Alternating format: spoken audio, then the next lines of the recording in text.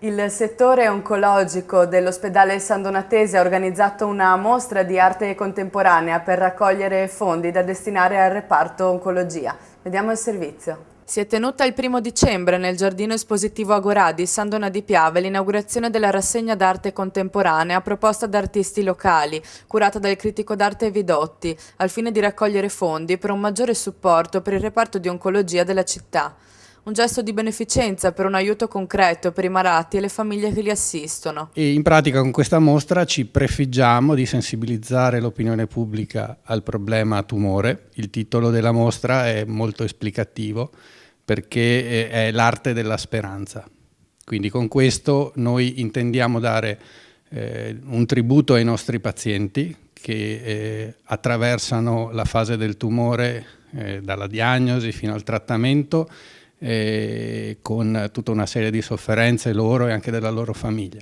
E in più intendiamo anche sensibilizzare l'opinione pubblica al fatto che esistono delle associazioni di volontariato in questo territorio che fanno un'azione sui nostri pazienti assolutamente insostituibile e che spesso non sono nemmeno conosciute. Quello che verrà ricavato da questa mostra, perché i quadri sono acquistabili e quindi quello che viene devoluto, diciamo, andrà all'Associazione Italiana Leucemie e Linfomi per iniziative per l'oncologia. Oltre alla mostra espositiva sono state di accompagnamento musicale le note intonate dal famoso soprano di origine asiatica Michiko Hayashi, questo a dimostrare quanto questa azione solidale tocchi il cuore di persone di altri continenti.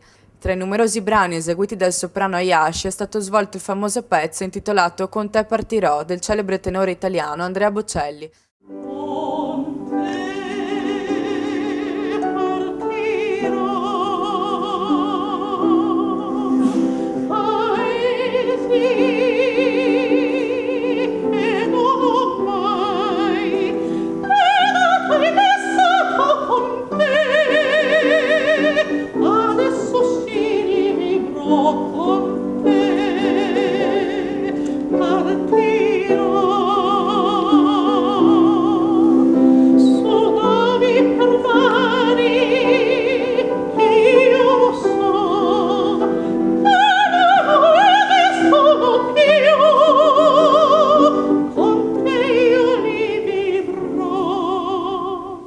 Un accompagnamento musicale toccante per uno scopo solidale.